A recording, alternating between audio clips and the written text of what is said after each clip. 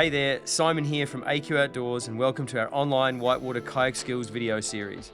Today we're at the Kananaskis River and we're introducing an easy and accessible progression on how to learn to front surf your half slice or river running kayak.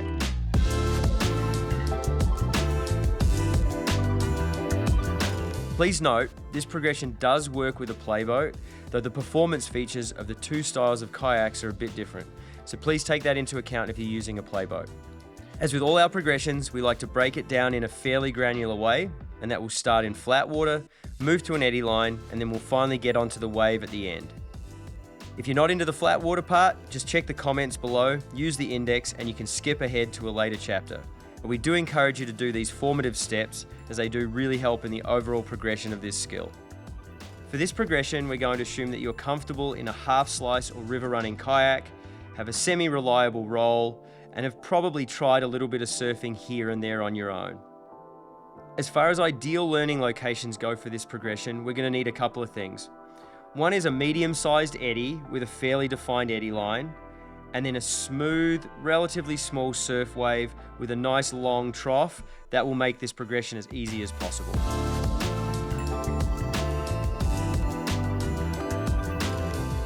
So we're going to start in flat water here and introduce the correct position for the stern rudder. So you can see our paddler here is sitting upright with a flat boat. Now they're going to lift the right knee and rotate their body to the right and look that way as well. That rotation creates space and allows us to place the paddle behind the hip. Remember, this is not leaning back. This is a rotation that's giving you that reach. You'll also notice just soft bends in the arm, and the front arm is kind of at eye level more or less. Now, switch sides and practice this on the left. So we lift the left knee, rotate fully to the left, look that direction, reach around and place the paddle in behind your hips. Now we can just gently push away with the paddle and see how our boat reacts. Once you've done this a few times and you've got the feeling dialed in, we can add a little bit of momentum to it whilst we're in the eddy. So simply paddle forwards with a flat boat. Create a little bit of spin momentum with a right sweep. Now lift the right knee, rotate to the right, look to the right, soft bends in the elbow, place the blade and gently push away. And that should turn the boat back to the right. Now practice this on the left. I would encourage you to do this a whole bunch in the eddy just to get the mechanics feeling really solid. It may seem a little bit repetitive, but it will pay dividends in the long run. Once you feel comfortable with this in the eddy, we're now going to move into the current.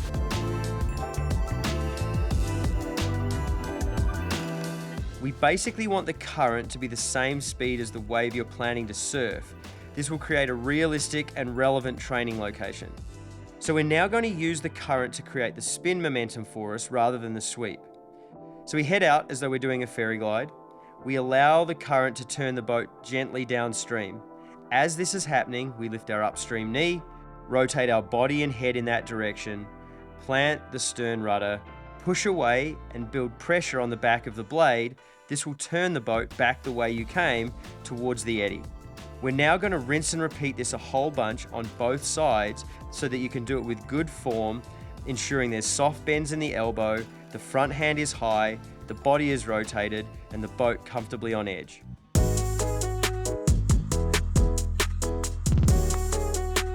Now that we're doing this on both sides and feeling very comfortable with it, we can take it to the wave.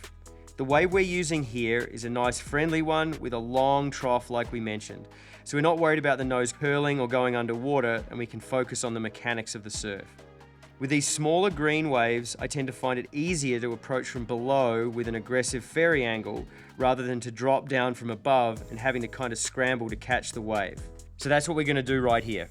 As you can see, our paddler is ferrying out and ready in that position with the right edge up, body rotated, and paddle ready to do the stern rudder. As the boat starts to turn downstream, the paddler engages the blade, builds pressure on the back side of it, continues to look in the direction they want to travel. Once the boat nears 12 o'clock to the wave itself, we then switch sides. This is a bit of a proactive thing because otherwise you can get washed off the wave. So then we lift our left edge, rotate our body and head to the left, place in the left rudder, and pry away, building pressure on the blade to turn back the other direction. And we want to always try and stay ahead of the boat carving off the wave. So this will be a little bit of trial and error depending on the wave you're on.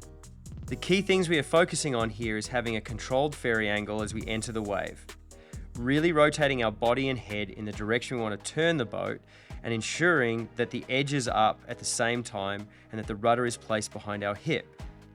We then gently build pressure on it to turn us back the way we came.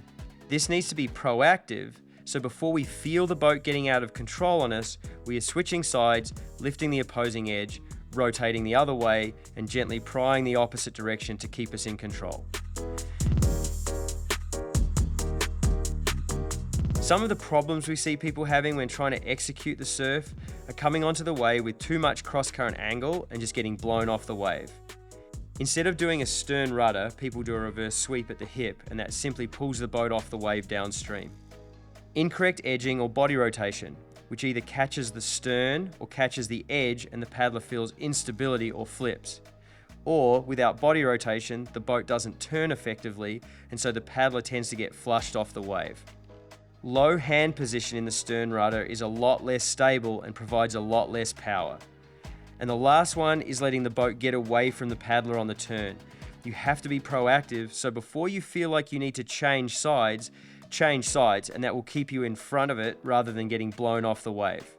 So that's it, that's all. That's our introduction to surfing in a half slice or river running boat. We hope you found the video super valuable and informative.